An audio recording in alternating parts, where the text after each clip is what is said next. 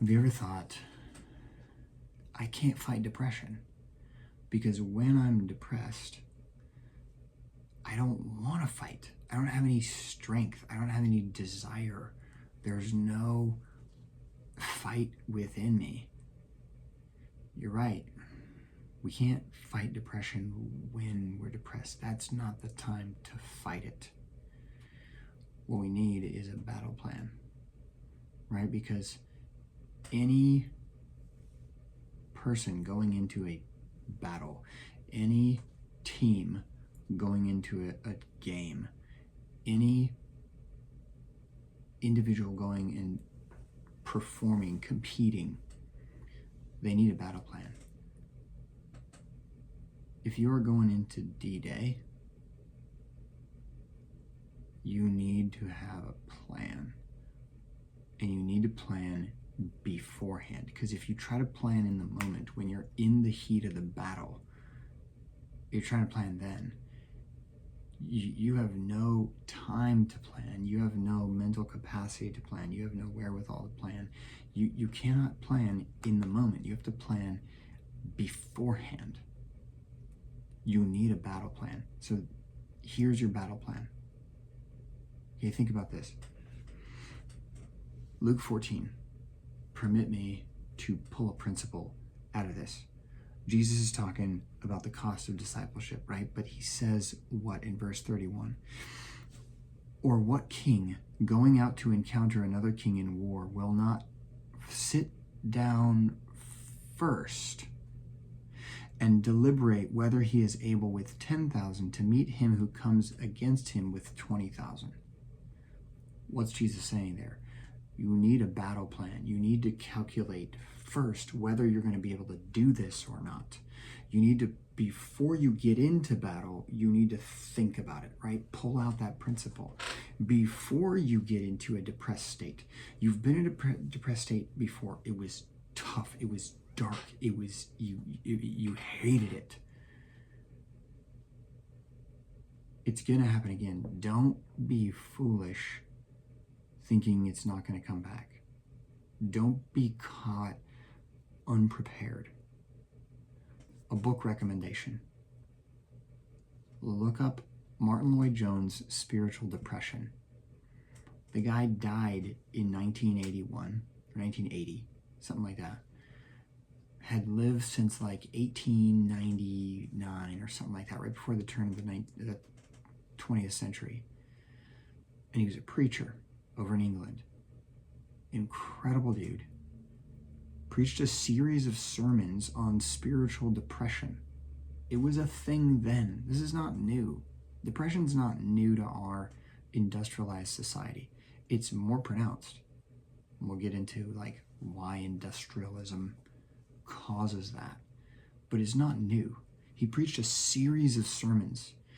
And you can read the book, and you can also go to MLJ Trust. I don't know if it's like .org or something, but just Google MLJ Trust, and you can find them and you can download them and you can listen to them. Listen to them. Read the book. It's incredible. One of the principles I took from that is you need to have a battle plan. You need to be ready. You know yourself best. You know what you need. When you're depressed, you don't want to listen to anybody else. You don't want to listen to them. Like maybe you have a certain special someone who understands you and knows how to help you. Awesome. But most times we don't want to listen to anybody because they don't understand what we're going through.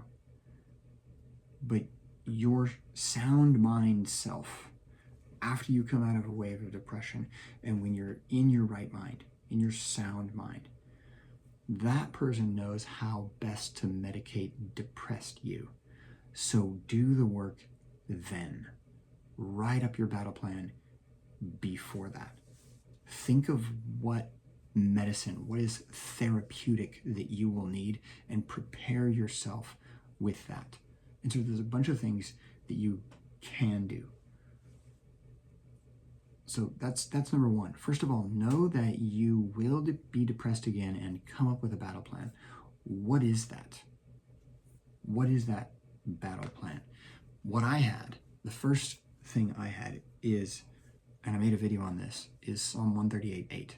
That is the verse to memorize. That is my fighter verse. That is the verse that I would tell myself, even though I hate battling when I'm depressed, but I will say that, I will pull it up, I will read it, I will think about it, and that helps. But what I did is I created a note on my phone, and it's called When You Are Low. When you are low. Not, and I titled it that specifically, right? Not if you are low, or, depression note or whatever. I said when you are low, because that's what it feels like. I am low. I have low desire, drive, passion. I have no energy. I am low. I'm depressed. Everything is dark in the future. There's no hope. But when you are low, because I know I will become low in the future, and I'm preparing myself for that. And I've got here's the first phrase, and maybe this can help you. Remember that majesty exists. You've experienced it before. You know it exists. Beauty, peace, loveliness. Right? When you're depressed, none of these things exist. None of these things, you have no sight of them. You don't even want to think about them. You have no hope that you can get back there. And so I wrote to myself, remember that majesty exists. It does exist. It really does. And I need to remember that. And I have written that down so my sound mind self can tell my depressed self, remember it does exist. And I can think back to times when things were bright. I saw glory, whether it was in just creation, nature, right? Whether it was in a person, whether it was in an experience, whether it was in the person, character, and nature of God himself. I know that it exists. Glory, beauty, hope, light, majesty. I know that it exists. I need to remember that it exists because I forget that when I'm depressed. Tell yourself this. Here's the second thing I wrote in here. Praise God, you will not be sad forever.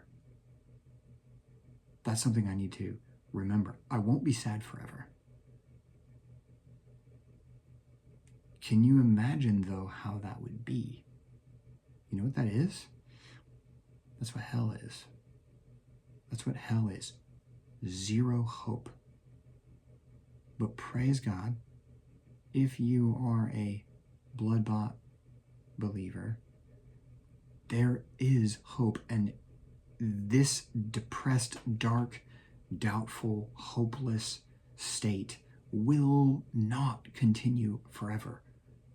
Even if, and it won't, but even if it continues this entire life, if you are blood-bought, it will not continue forever, right?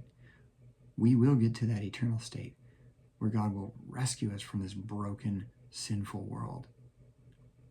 And we will be in a state of peace, hope, glory, majesty forever.